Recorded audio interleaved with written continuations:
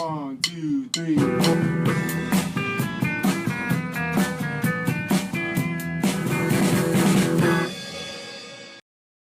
Hello, and welcome to Dopey, the podcast and YouTube show on drugs, addiction, and dumb shit. And my name is Dave, and it's an honor and a privilege and a pleasure to be connected across the pond to jolly old England, where my new friend Kavana has been patient as a fucking church saint to come on the show. Welcome to the show. Oh, I'm so happy to be here finally, and I'm sorry too because of the technicalities, but we're here now and it's working. So that's the main thing, right?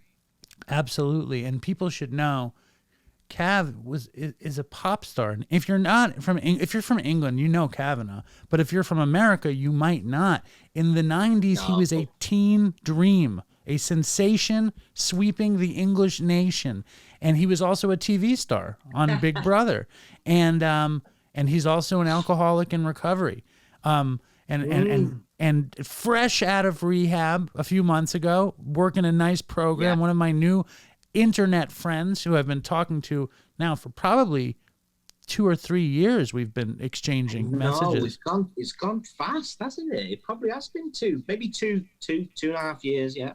I think we spoke before COVID started. That's how I can tell, because I feel like when I was going to Katz's, and I don't remember it being crazy COVID Katz's. I remember it being normal Katz's, and I heard a message, but I could be wrong. How are you? Welcome to the show. I'm good. Yeah, I mean, that was a bit of a blur when I first got in touch because I was in relapse mode at that point, and I just remember stumbling across doping, and I have to say it got me through some really dark nights, you know. How did you stumble upon it anyway? I think you know what it was? Somebody suggested that you should listen to some recovery podcasts, and I wasn't a big podcasty person. So you were one of the first. So I just literally typed in recovery podcast. The first one that came up was Dopey, and I was like, and then within like half an hour, I was hooked. Nice, hooked on the Dopey. Yeah. I used to do dope, and now I do Dopey. Yeah. And your drug of choice, your main thing was alcohol, right? Yeah, I mean that's always the one that's brought me to my knees. You know, like that's the one that it always comes back to. That's the gateway. I mean, I've done loads of drugs over the years, you know, of course, but alcohol affects me very differently than it affects the normal drinker, and yeah, alcohol is the devil basically for me. And I find it fascinating, Dave, because I've heard you say like alcohol wasn't a big issue for you, and I you know, so we're not all the same, really, are we? Like, isn't that interesting? I think it is interesting, and the thing that, you know, my drinking was it didn't work. Because when I would drink, I would get really sick. I wanted to enjoy alcohol. I wanted to be drunk. I wanted to not be in charge of what I said or how I was or what I worried about. But when I drank, I would throw up every time. I would get tired. It's all chemistry. You know what I mean? It's like when I talk to somebody who loved smoking crack more than anything, or somebody who lived for Coke. I wasn't that guy, and so many people I talk to who hate weed. I loved weed, I loved pills, and I loved heroin. What are your top three? Top three substances, Cav? Probably, alcohol, but as far as drug goes, cocaine, ecstasy. I like things that would lift me up. I want to go up. I don't want to go down. I mean, when I lived in LA for like 7 years. In fact, we lived there around the same time. But I remember my roommate he was a big pot smoker. And he used to smoke it in this pipe, just like green, what do you call it? I'm trying to say the cool word, but it was just green bud in a pipe, right? And I like that, the sunshine, the plants, it was all you know, the California weed was cool. I went through a stage of that. But for me, I want to go fucking high. I don't want to be depressed. I don't want to go down and relaxed. I want to go up. That was what I wanted. Yeah, I think it's all brain chemistry. It's like, I feel like my brain is so neurotic and up and worrying. So I always want to go down. Maybe your natural brain is down, you know, more of a chilled or depressant state, and you need to get lifted up. Whereas when I went up, I didn't feel high. I loved ecstasy. I loved psychedelics, but Coke was like coffee for me, unless I shot it. And if I shot Coke, it was uncomfortable. It was like crazy, you know. It never was the thing. Now, we were talking a little bit before about the first time you had a drink, and I think stories like that are relevant. So I would love to hear again the first time. And it's also like, I think you're from Manchester. Yes. And I think like your story is probably a common Manchester story, no? Well, besides fame, besides the talent and the fame. Well, yeah, thank you. Don't forget that. But yeah, I mean, I'm from Manchester, so there's pubs on every street. You know, I mean, there's pubs in London as well, but Manchester's a very working class place. People don't have a lot of money, or they certainly didn't. You know, it's a very working class place. So it's all centered around drink. You know, the guys work all day long. They're straight in the pub at night. They go to the pub at lunchtime on the break and then go back to work. You know, I wouldn't be able to do that. I'd just carry on. But I was in rehab, and when we do you do your life story, and this time I was doing my life story, and you talk about when you first had a drink, like you're asking me now. And I remembered that actually it wasn't when I was like at school or, you know, with my mates or whatever, you know, bunking off school. It was actually when I was an altar boy. My mother made me be an altar boy, and I used to hate. I'm from a Catholic, you know, family, and I used to hate it. And I remember one day, every Sunday, I would so resent. That was my first resentment, I think, being this fucking altar boy and having to dress up in the robes and stand there and be all goody two shoes and serve the body of Christ. And then one day, the priest, Father Bergen, said, "It's like I want you to do the blood of Christ. I want you to prepare the blood of Christ, which is the red wine." And I remember sneaking a little sip of it, and then having another sip.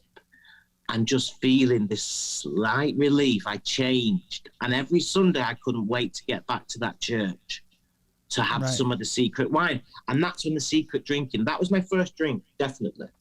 And did you drink between Sundays, or were you cool to hold off? Well, I was like 12, 13, but I was cool, but it opened up I remember that was definitely my first. That's when alcohol had a magical. I just remember it soothed me, which I now understand to be the spiritual malady that they talk about. You know, I was always, considering I ended up being a performer and ended up on stage and performing in front of loads of people, I was actually very quiet. And this soothed me. And then when I started drinking properly, and I also, this thing about it being progressive, you know, I don't know if you've heard that with alcoholism. Sure. Because my last relapse, Dave, I mean, I literally picked up a drink, and within 3 days I was at the hospital, and I've never been to the hospital yet. That was my first yet. All the cliches that they say came true. And like, here's the thing, like, if it wasn't that way, like, we'd probably still be out there right now.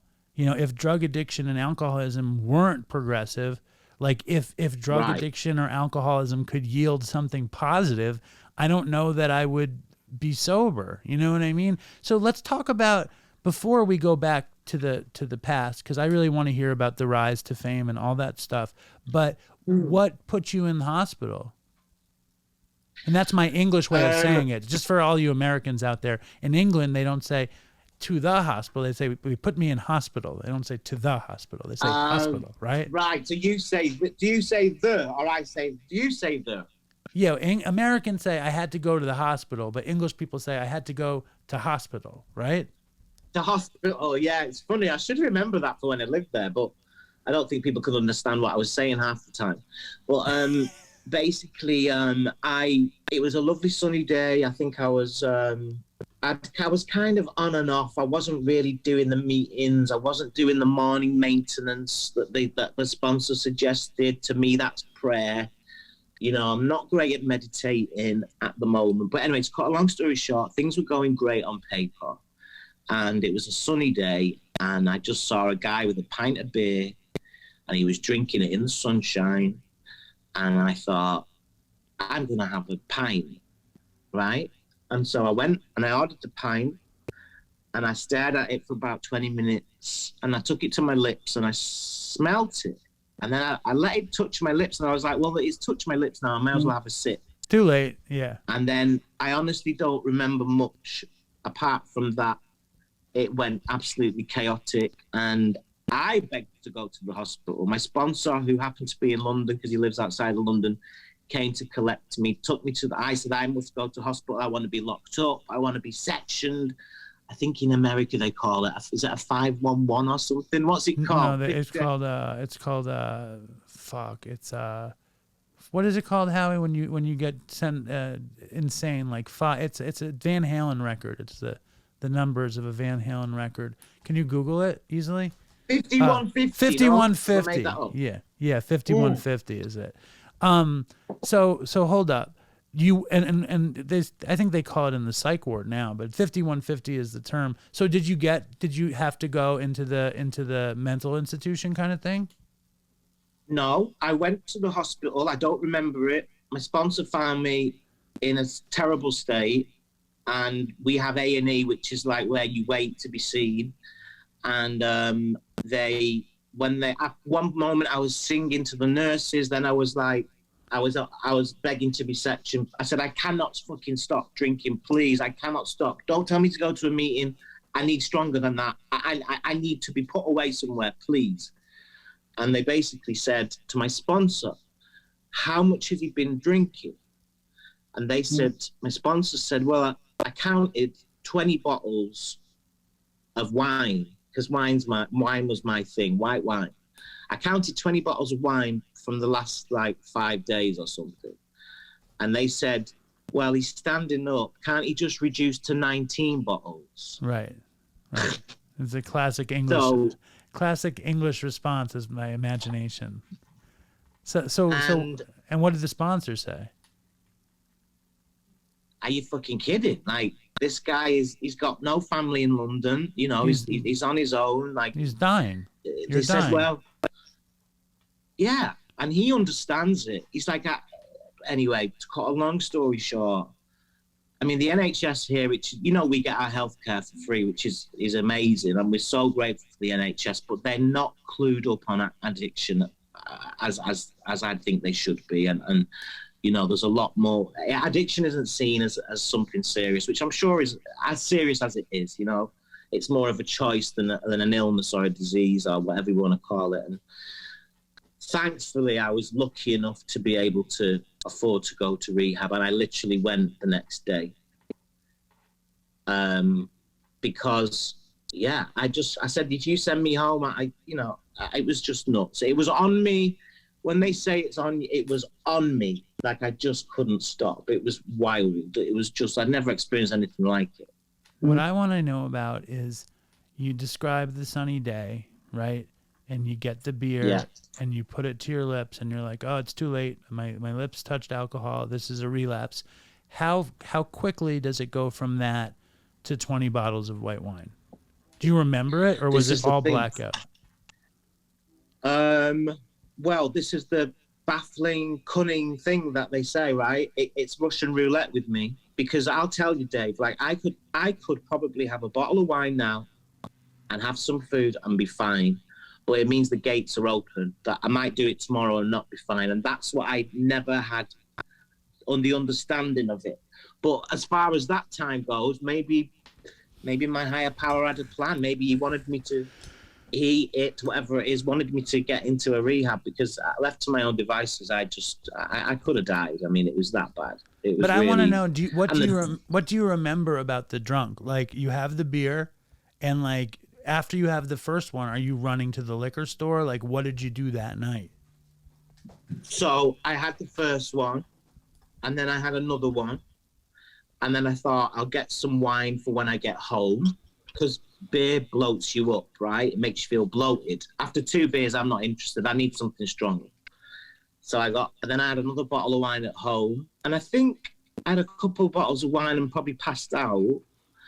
And I woke up the next day and I had to physically have a drink. Like like you would need a hit of whatever it was, heroin or whatever. Sure. What do they call it when you're withdrawal? clucking? We say right, withdrawal. So I woke up and I was dry heaving, shaking. I was like, fuck, I've only had that's not a lot really, considering what I've drank in the past. And I was right back to the shop at 6 a.m., which was a first for me. And I'm embarrassed because the woman behind the counter sees me drinking, but never at that time. And did she know you? Well, it's my corner shop, so she's seen me in there, but she's never seen me at that time. So I buy a big can of cat food as well, just to make it look a bit more civilized. Right. I don't have a cat. Right. So I'm not here for the wine. I'm here. The cat needs food, and while I'm here, maybe I'll buy a bottle of wine. Right. Why not at 6 a.m.? Yeah, of course. And then it's all a blur from there. But it must have been bad because I tell you what, the detox was fucking rough. And that was with Librium, like 4 days, like The Exorcist in that room in rehab. I'd never experienced a detox like that from alcohol. Like, fuck,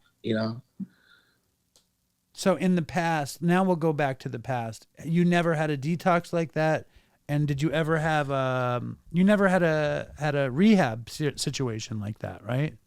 I went to rehab once before, and it was 4 years ago. I was homeless at the time. When I say homeless, I was sofa surfing. My career was not existent. And there was nothing going on. I'd had little windows of opportunity that I'd usually screw up, always through drink, basically. I'd lose work through drink. I'd get hired for a show or a TV show. I might be working with a new producer and screw that up because I'm late for the studio. Anyway, so I went to a rehab, and this rehab, amazing place in London called Steps to Recovery. Shout out to those guys. It's 80% people that have been to jail, and then it's a bridge to the next part of living, you know what I mean? So they get clean in jail and then they go there. But by chance, this is 4 years ago, somebody that I knew that didn't go to jail, knew somebody, and they let me in, even though I'd not been to jail. I just was it was having somewhere to live. I lived there for 6 months. And you were also this major star in England. And well, I did. Yeah, I mean, people, I wouldn't say that about myself because I haven't really done anything for a good few years. I haven't really released anything. I've been on any TV shows or anything like that for a few years, mainly because I've been in this cycle of addiction. But yeah, it's a bit awkward when you walk into this rehab and people are going, didn't you used to be, Kavana? When people say, didn't you used to be, that's... And I'm looking like twice the size, bloated, But it was a good rehab and it gave me a place to live. To be honest, I went there because my initial thing was, I'm going to have somewhere to live. It wasn't necessarily to get sober. I thought I'd just clean myself up and then be able to drink again. And that was the first time that you were like, I need some kind of help. So when did you know in the first place that you even had a problem with alcohol? Well, when it becomes part of your character, it was always like good time Cav, it was always like, I'd always be in life and soul, and then of the party, I'd always be invited to places, and then people start slowly disappearing, and of course I'm blaming them for being, not very nice friends, and then you start to realize that there might be an issue. For me, I knew there was a problem when I would have to drink in the morning. Like, that was a bit of a wake-up call, but I would always find an excuse to say, just because I drank too much the night before. But I got physically dependent, and that scared me. When do you think that was that you first were physically dependent? How old? Probably my father passed away, and I've had a few comebacks in my career, right? Which, because I started so young. I started when I was 16. So I've had moments where I've come back in the public eye again, then disappeared, come back again. I lived in LA for 7 years. I moved there when I was 21 on my own because my career had dried up in England. There was no reality shows then to go on to get, there was no like I'm a Celebrity Jungle or any of that shit. So I took it upon myself to move to LA. I was going to be a big star in Hollywood. Like literally, that's the fantasy. That was how fantasy my head was, And it was like letting a dog off a lead because nobody knew me out there. I was this teen idol in England, and I was secretly gay, right? Because there was nobody like that really of my caliber, of my age, that was out and gay. So I had all these girl fans and stuff, and I'm secretly struggling with my sexuality. And I think I started to drink on that. But yeah, sorry, I'm digressing. So I lived in LA for a long time. That could be a whole other show about my Hollywood years. Bloody hell. I mean, God, I ended up down and out in Beverly Hills, literally living in an attic. But when I finally came back from LA with this weird transatlantic accent and a tan, but no money, I'd lost everything. And 10 years prior to that, I'd bought a house for my parents with my pop career money. And I had to sell it. I had to move them out. They were in the 70s. And I'd sold the house. It was very shameful. And then, I mean, it sounds a bit like I'm getting the violins out, but it's true. My father then got cancer and went into hospital. And he'd had it before, but this time he was going to die. So it was just me and my mum. And we'd moved back to the area where I grew up in. And people are pointing at me in the street. I'm wheeling my mum around in a wheelchair. She's lost her husband. She's getting early dementia. And that's, to answer your question, that's when I started self-medicating. Wow, dude, Are you kidding me? I mean, you know how much information you just gave me? And but it's interesting because when we talk about drug addicts and we talk about alcoholics, it's never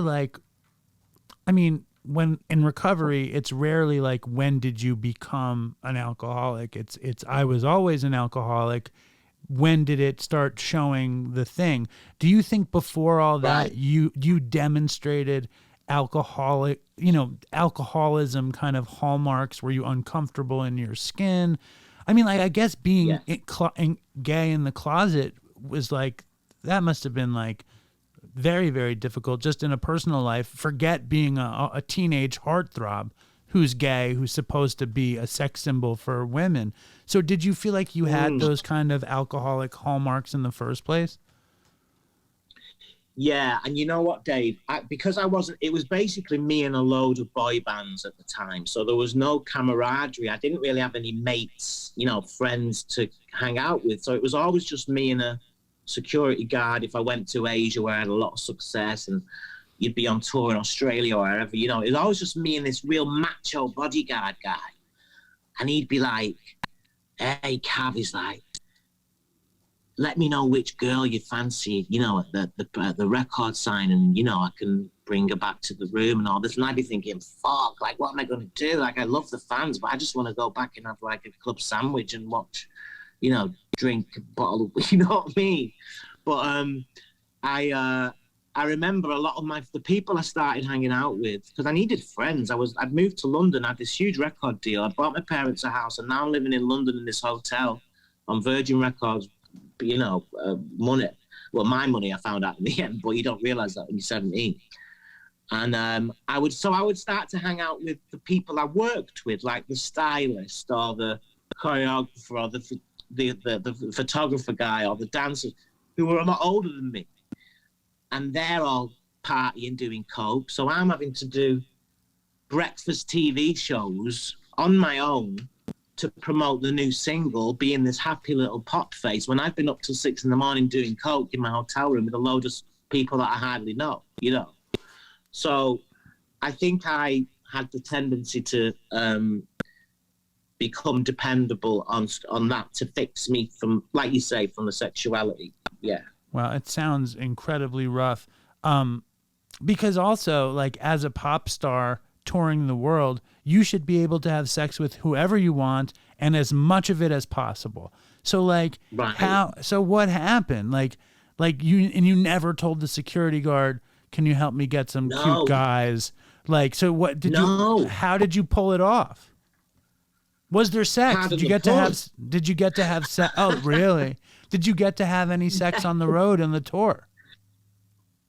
Well, I mean, you know what? It sounds kind of pathetic, but they worked me so hard that I'd be exhausted. And we're talking 98, 99. And I was 18, 19 years old. My hormones were raging. I never went to university or college, so I never got it out of my system. So there was a lot of masturbating in hotel rooms, basically.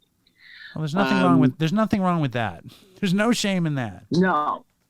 But, there were little secret, I'd have little secret flings, but they wouldn't last long because I'd be so afraid of people finding out. And it wasn't until I moved to LA when I literally had my first relationship with a guy. And that's when but I was 21 at that point, Right. I mean, so that I've been must very have well been, behaved. that must have been very hard in itself. I mean, like, did you ever watch the biopic about Freddie Mercury? Yes. Like when they start playing Another One Bites the Dust and they go into the hardcore gay montage and he's he's in the gay club and he gets to fuck everybody. And it's like, he was kind of had to be pseudo hetero in his life, but then all of a sudden gay world opens up to him. Right. You were kind of too young, too cared for. How could you couldn't have an experience like that? Not that experience is necessarily the experience that you want, but maybe it is. I think if I had been gay, I would have loved that experience because it's I feel sad for you because if I was some 18, 19-year-old on the road, I would want to be having sex constantly, doing the wrong thing whenever I could. Right. And I can relate how that could be incredibly frustrating, but also when we talk about not feeling comfortable in our skin, it's you were scared to say who you were because you wouldn't be accepted. And you were this kid who was supposed to be this heartthrob. Wasn't that how they built you? Right. Totally. And my first manager was gay. I mean, he was well known. He was a bit of a impresario. What's the word? Svengali, Yeah, okay, Svengali, yeah. And so but he never said to me, you can't be and he knew I was gay, right? He knew I was gay, but he never gave me any direction on what I should or shouldn't do. I ended up leaving him for some other reasons, which I won't really go into now. But I got with a different manager, I was just too afraid, I think. So I would use drugs, and you know what? Maybe I would use drugs and alcohol to fix that. I think, looking back, I would. So rather than go around shagging out every guy in sight, I would go out partying all the time, at different nightclubs, staying up and paying for everyone, and right. But it's alcoholism, it's drug addiction. I used because I couldn't deal with myself at all, regardless of sexuality or sexual frustration, because I certainly didn't get to have sex with everybody that I wanted to whenever I wanted to. But I used as much as I could whenever I could, just because I felt more comfortable that way. What was the height of your singing career like? Probably, wow, man. I mean, I experienced some, when I was, probably going to the Brit Awards and sitting on the Virgin top table. I was signed to Virgin around the same kind of month as the Spice Girls. Okay. And we were both on the same label, and it was funny because they were just nuts. And I remember thinking, who are these 5 girls, And I still speak to a few of them now. We still, we're still friends and stuff. But I remember going to the Brit Awards. Here's a bit of a dopey story. I've got a few, but I remember being invited to the Brit Awards. My 3rd single had gone top 10. So it was a relief to go, right, it's finally had a hit. So the Brit Awards is like the Grammys of England. And Prince was playing, the Spice Girls, when they had the Union Jack dress and all that. They were huge. I think everybody was there. You name it, they were there, right? So I go to the Brit Awards, and I'm sat on the top table, and a famous rock star turned up late, and he was obviously high off his face. An English rock star. And I'm not really allowed to say names, obviously, because I have to be. I don't want to get sued. But and basically he I know who it was, by the way. But keep going. Keep going. You are. I think I know who it was, but keep going. I don't think you do, because I said rock and it could be classed as pop as well. But anyway, so he turns up and he was clearly off his head, and he passed around the table at the Virgin Records table where I'm being a very good boy, drinking the champagne and smiling at everyone. You know, I'm sat on my own because there's only so many artists can sit at the table, the head of Virgin. And he passes round these pink pills in a little capsule. Now, I'd tried ecstasy a couple of times, right, in Manchester in the clubs, because I'd been, you know, I'd tried them. And he's like, no, man. He's like, I just got off a flight from New York, man. You got to try these. If I smuggled them in from New York, pink pills. And so he passes them around the table. And this other rock and roller says to me, don't take that, son. It's like, don't take it. And of course, what did I do? I took it. Who said don't take it? Was it Ronnie Wood? A guy. No, but some actually it was there's a group called Placebo. I don't know if they were big in America, but they were a big rock band, Placebo, and the lead singer Brian Maloko, I think he's called. He said to me, man, don't take that, because I had to do a video shoot the next morning for my next single. Anyway, so I take it, and fucking hell, it was so strong. I've never tried or since tried anything like it. And it peaked when Prince came on and sang Purple Rain at the end, right? So he's doing Purple Rain on the guitar. I'm peaking to the heavens on this fucking ecstasy pill, surrounded by all these stars. And I'm just like, it doesn't get better than this. And that was one of my, what was the question? Doesn't matter. That's a brilliant story. That's like the ultimate I have arrived story. Was the star was it, yeah. The star who provided this pink ecstasy, did his name rhyme with Goy Forge? Roy? No. Did it rhyme with Forge Cycle? No. Did it rhyme with Siam Malager? No. Lamey Finehouse? Huh? Was it anyone related to no, Lamey? But Amy was a friend of mine, actually, and Amy, just not that I want to be this name droppy like it's fucking fun. English bloody guy who used to be a pop star, but Amy was a good friend of mine, you know, and we were like chalk and cheese, which is an English saying of like very different. And Amy actually said to me, you're drinking too much. Now, you know, if Amy says you're drinking too much, then you've got a problem, right? What'd you say to Amy? As well. What did you say to Amy? No, it wasn't. Say what? You were like, I have it. And was she all fucked up when she said it, or she was still had her shit together a little bit?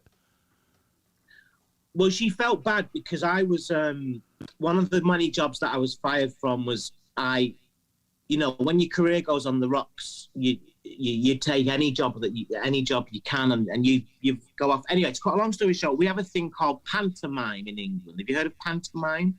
The show? Yeah. Maybe I have, yeah. So it's huge in England, pantomime. It's on every year, right? And a lot of people do it. All the stars do it. I use that term lightly. But no, I mean, it's actually become very big now. Anybody does it, and they pay a fortune. But in those days, it was known for people that maybe weren't doing so well. You'd go and do pantomime to make some money. And I got the part of Prince Charming in Cinderella, as you would. And Amy, I was in the dressing room one day, and I knew Amy from whatever, and she messaged me, and she wasn't in a great place at the time. It was kind of towards-ish the end, and she called me, and she's like, I want to come and see the show tonight. It was in a place called Milton Keynes.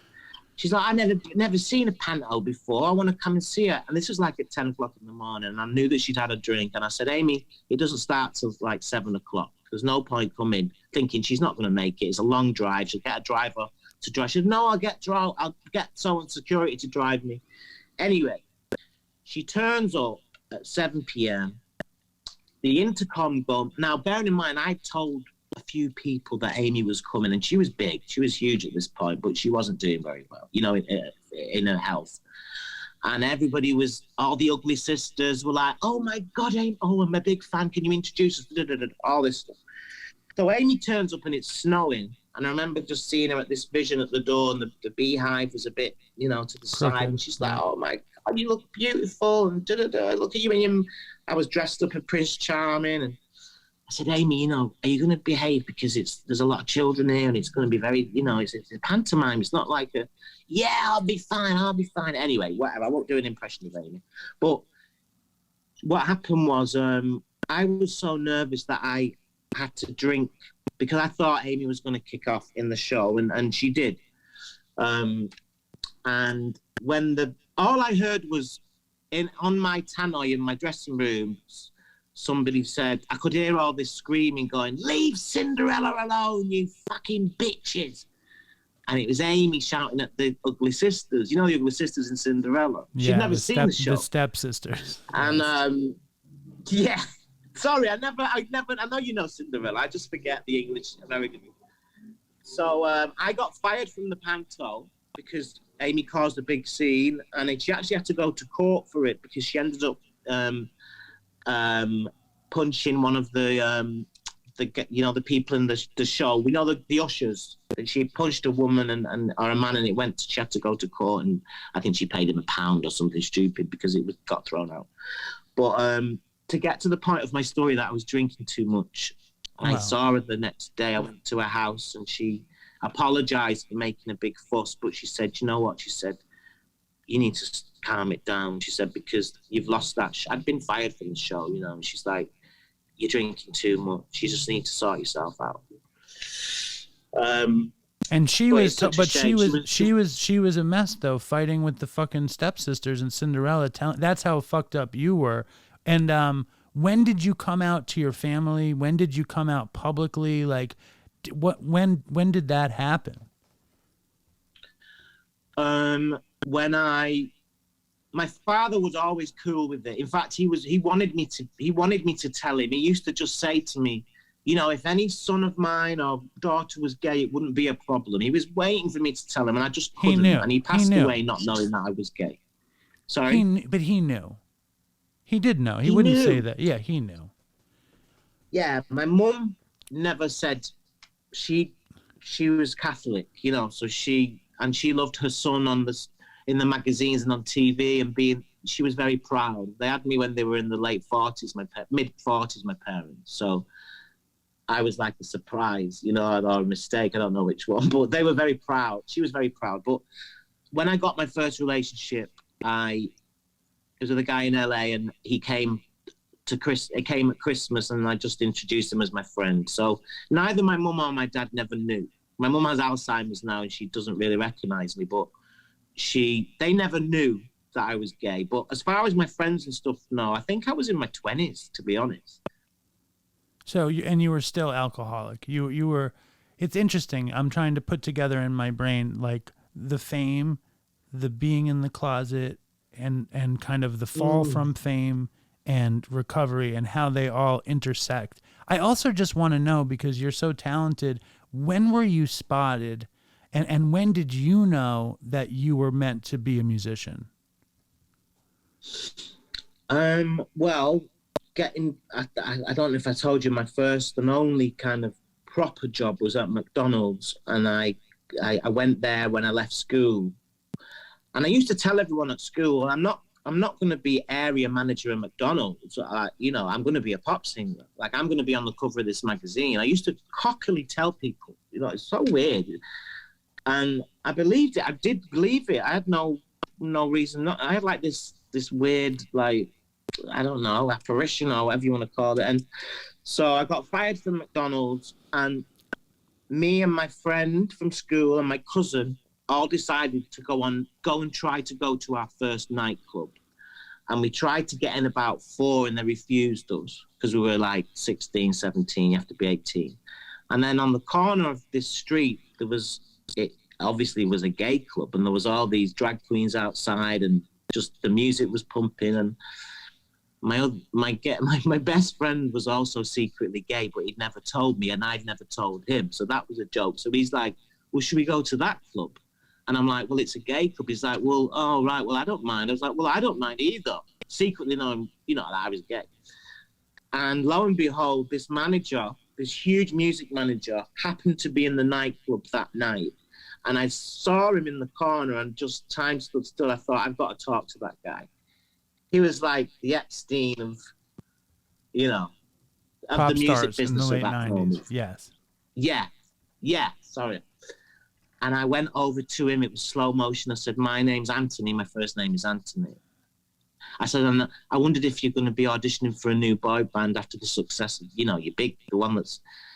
And we got chatting, and he was, intoxicated. I probably had a few drinks, and he gave me his business card. And I literally went to I made a tape that weekend of Stevie Wonder songs in my bedroom on my hi-fi with tape to tape. And I went down to his office, and he said, "What do you want to do?"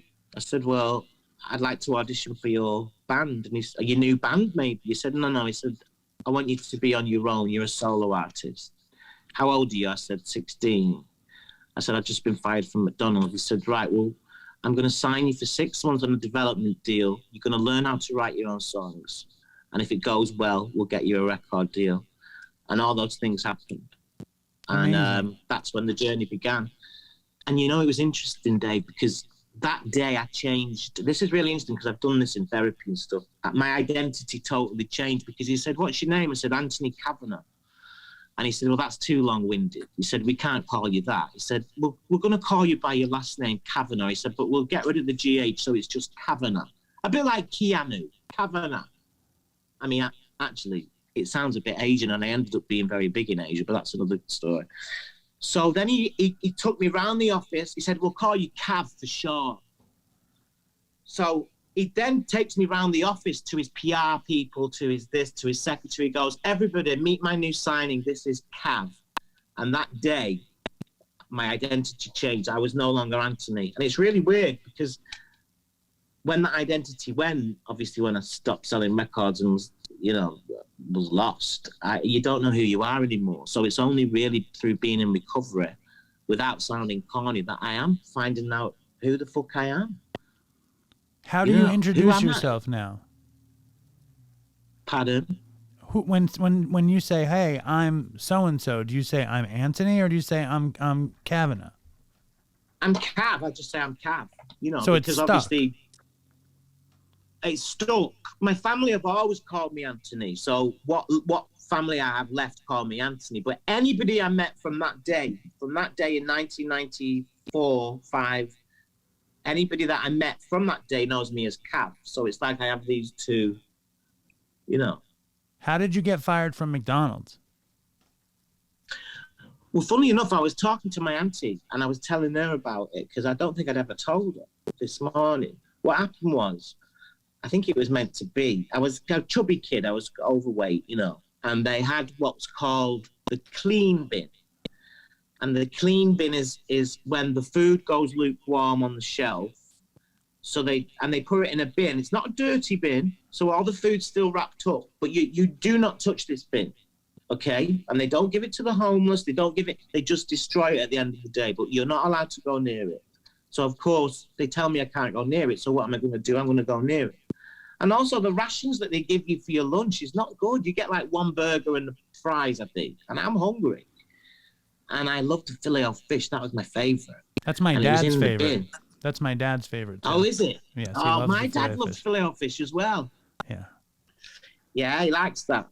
Yeah, I'm sure he might be eating one right now someplace. Really? Anyway, keep going. Yes, keep going. Yeah, it's making me want one. So basically, they cottoned on that there was, because they have to then count the food, and they realised that why were the filet-o-fish not the ones that went off the shelf, not in the clean bin that was to be destroyed? So I'd eaten them, and they got fired basically for it. Horrible. At Katz's, you're allowed to eat as much as you want. Now, let me ask you this. Is that real? Is that true though? Or is that just, do you say that? I mean, is that real?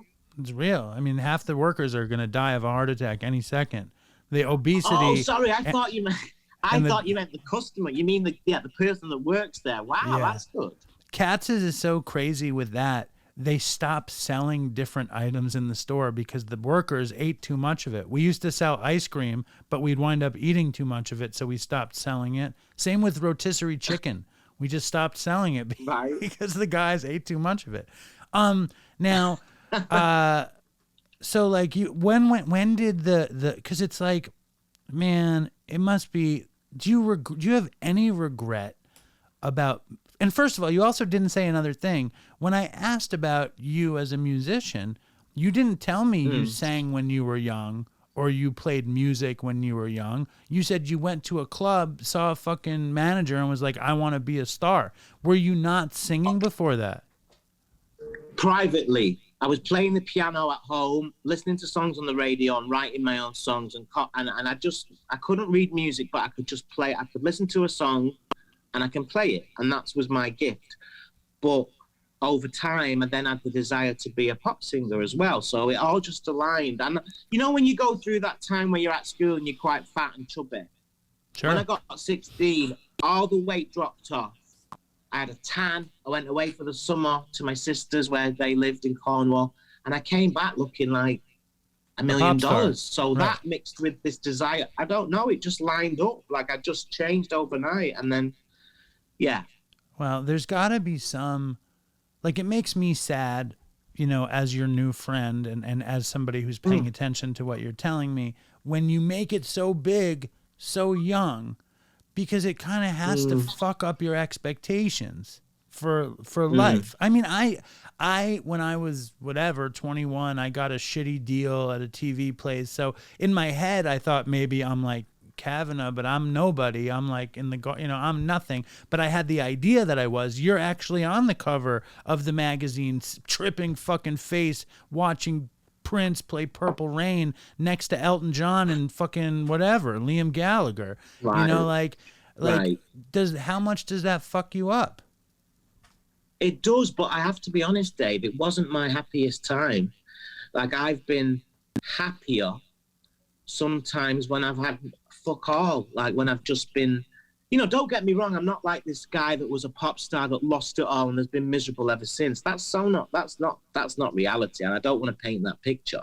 Okay. It's been a real roller coaster.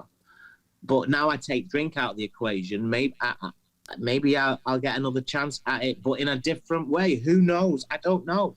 But absolutely. What was your happiest time, you think? Cav, what was the happiest time?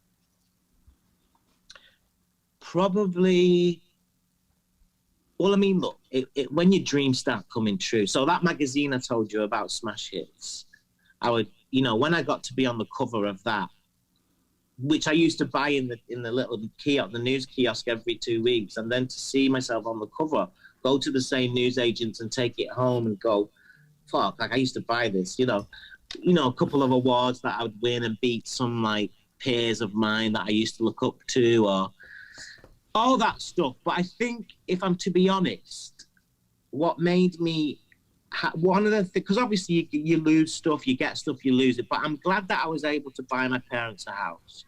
Even though I lost it 10 years later, I know that, because they never had any money, you know what I mean? We're not from a money background. But I gave them 10 years of living in a nice house, the bills paid, and I can rest easy knowing that I might have fucked a load of stuff out, but I gave them that. So I'm happy about that. And I'm also happy living in Hollywood for a little bit, because I had all this money and just could run wild for a bit. That must have been very exciting. And I have two more questions. What are you doing now? What's going on with you? You went to rehab in February. Yes. Your internet was hacked. Tell me what the hell you have going on. What are we looking forward to? What's the plan? Well, here's the deal, Dave. Like I've kind of I obviously there was the pandemic. I was looking at doing some new music, and you know, I get offered some reality shows and stuff like that. And since I've been in and out of recovery, that's not something that would serve me. You know. Why? So what am I doing now? Why not? Because there's more. I have a talent, and I want to be able to hopefully make some money from it. You know, I want to be able to use it again. But just I want to give it a shot sober. I've never done it before. But my head says you're too old. You're a has-been 90s pop star. No one's going to want you. But I just still have the desire to maybe try something. I know I can do it, but whether that's through writing for other people or giving it another shot myself, I don't know. I know that I have been in the studio and I've been writing some great stuff.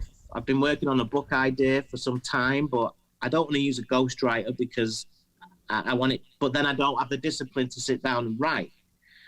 But I understand. I'm the same way. I'm exactly right. I'm struggling with that too. But my another question I have before you say another thing is like, in the 90s, as far as I can tell, the last time musicians made proper money was in the first few years of the aughts. So like, even if you could do music, how does a musician make money at this point? Gigs. I mean, you know, there's a lot of tours. I do get offered gigs more often than not now than I used to when I was just a fuck up and nobody would touch me. But now I do get offered a lot of shows and stuff. But I'm scared to go back out there and relapse because there's a lot of alcohol and stuff involved, you know. I think you should cover Good So Bad, and you should finally make a hit of Good So Bad because it's meant to be a hit. I'm never gonna do it. You have the goods. Why don't you give it a shot? Well, I mean, you know, it is a good song, but I think you said it to the country and western guy as well. So, you know, you're being honest, or you're just trying to palm it off to other people all the time. I'm being honest, and I'm trying to pawn it over to other people because I'm not gonna get a fucking hit out of it. You know what I mean? Fucking that dude, what's his name? Walker Hayes. He's not gonna do it. Oh, he's the waffle guy? No, not the waffle guy. What's Applebee's. That song is catchy though. That song almost destroyed my life for 2 weeks. I couldn't get it in my head. That song in the AA song. I wasn't sure about the AA thing. I don't know how the AA song. I like the one about the Applebee's, but it sounded like he was talking I'm just bad trying about to AA. keep my daughter off the pole and my son out of jail, and it all sounds like the hokey pokey to me. You put your left foot in. But it works for him. Oh yeah, it's fucking ridiculous. But I mean, you know, I want you to do what you want to do, and I want Good So Bad to be a hit. So why couldn't both things happen at the same time? You know, maybe it could be the thing. It could be my 55th comeback record. Well, you gotta love comeback records. Now, the thing we started with was this last relapse and how it brought you to a place that you kind of hadn't been around addiction, you know. And it seems to me, just from a lot of the things you've said, that your recovery is pretty solid right now. Do you feel like your program is more established than it had been in the past? Well, you know what, and this is interesting. It's only the last year that I've give this a shot with a sponsor. Can you believe that? I can believe it. I tried it for so long without a sponsor, cherry picking. You know, what I would say, saving face, going to this meeting, choosing that meeting because I like the person. And he's actually an American guy. He's older than me. He's 26 years sober, and he just took me through that book. Like I'd had the book in my bag and never fucking looked at it, the little book, properly. And he told me about the doctor's opinion, and we read it word for word. And I know that if I don't do certain stuff, I will pick up a drink. It's based on a spiritual, my spiritual wellness is on, I don't know, Brandon Novak probably says it better than me, but you know what I mean. Your spiritual condition. I get it. He does say it good. That dude has it under, he has the rap for sure. I believe, right, I got sober at 41. I had never had a sponsor. I had never done anything. I had cherry picked everything, and I'm coming up on 7 years, and my life is good. And I think that no matter what happens, I think that if you have a spiritual practice, your life is going to get better. And it doesn't need to be in AA or 12 step. It just needs to be not drinking and going for it, you know? Now, in our messages, over the years, I remember you saying, oh God, here we go. What did I say? No, nothing bad. You were like, Dave, I want to come on the show. I have some really good dopey stories. And that Purple Rain story is bananas. So I appreciate that. Right. What other ones were Yeah. you saving up your sleeve? Well, if by the way, the book's going to be called Smashed Hits, not Nice. Smash Hits was the cookbook, but anyway, that's another story. So I have to save some for that. But another one was, I used to do these breakfast TV shows like Good Morning America, stuff like that. Yeah. And this one particular time, I was booked for the Monday morning, and it was a big show at the time called The Big Breakfast, and the call time would be like 5 a.m. And I didn't understand about sabotage in those days, right? What sabotage meant. But I decided it was a good idea to go out on Sunday night and try and score an ecstasy. Because, of course, I'd now tried it. I wanted to get that same feeling. And it's always a good idea to do it before breakfast television, right? Definitely. Anyway, so we go to this club. Me and my two mates I used to hold captive and take them out with me. I'll pay. They had normal jobs, they're like fucking. So anyway, I was like, let's try and see what we can get, right? Anyway, this guy that I spoke to said, I haven't got any E, but I've got this. And he showed me a little bit of paper on his thing, and it was an acid trip, which I'd never took in my life before. He just said it's a trip. I didn't put two and two together, acid. I just said it's a trip. So we took it. Now, bearing in mind, I'd never took one before. Well, fucking hell. So we end up walking in the rain around Manchester, me and my two friends. No, one friend went home. He didn't take it. So me and my other friend, my best friend from school, were walking in the rain in Manchester on this acid trip. Cars are like, turning into horses. I'm seeing like green devils, just the fucking weirdest, darkest shit. Anyway, then it took we were like, the car's following us. We went back to my mum's house, my mum and dad's house, this house that I bought for them. And I had a pickup time of like 4 a.m. And I think my friend just was in the corner crying or whatever he was doing. And I was mesmerized by this statue of my mother's that I was convinced was Lionel Richie, even though it looked nothing like Lionel Richie. Anyway. So what I'm trying to say is I then had to go on breakfast television, still high off the acid trip. But at this point, I've only ever tried it once, and that was it. It was dark. I was in the dark mode, right? It was a very darkness. And there was two puppets that was interviewing me, like Sesame Street. And it's live shot. And they're talking to me, these fucking puppets. And I'm talking to these top puppets, and one of them's breathing out fish, and the woman that's interviewing me, her hair's turning into snakes. And I am just off my fucking head on this TV show. And it was just the worst experience of my life. On this breakfast show, talking to puppets on an acid trip, but on the downer of it. And I've never touched it ever since. I love it. I love that story. That's great. That's great. Thank you for that. Oh. It reminds me of a time I never was on a breakfast show. All I've ever wanted is to have a breakfast show. I want Dopey to be a morning TV show about drugs, addiction, and dumb shit, and we like do karaoke at rehab, and we cook with crackheads, and we do the methadone minute. I want it to be a morning show. I live for morning shows because I'm up so early. But yeah, me too now. When I was a kid, one time we were going to school upstate, and we went downtown, and it was me and my friend Todd and this guy Ryan, and we ate a bunch of acid, and the point was to go buy a new bong to smoke pot out of. It was like a big like a pilgrimage to buy a new bong because our bong broke or something. And we take a bunch of acid, and it was raining, just like your story. And we're wandering around Manhattan, and we bought the new bong, and no, there was no fish coming out of anyone's mouth or snakes in the hair or nothing. Right. But we wound up. It was a similar pilgrimage. I like the word pilgrimage. That's right. You go on a mission, don't you? Yeah, we were on a mission, and we got the bong, and we're tripping, and then we went home, and we turned on TV, and you know what movie we watched? Fucking Purple Rain. And we tripped out watching Purple Rain. So that's was that on acid? Fucking retarded. Forgive my language. It was. So we've both seen Purple. We've both heard or seen Purple Rain tripping in an altered state. Absolutely, absolutely. Cav, I Wow. really, I'm so glad we got this done. I'm so happy you came on the show. Me too. What can we tell? How do people get a hold of you? What can we do? Like, I want you to do a song. I'll play it on the show. Let's do something. Okay.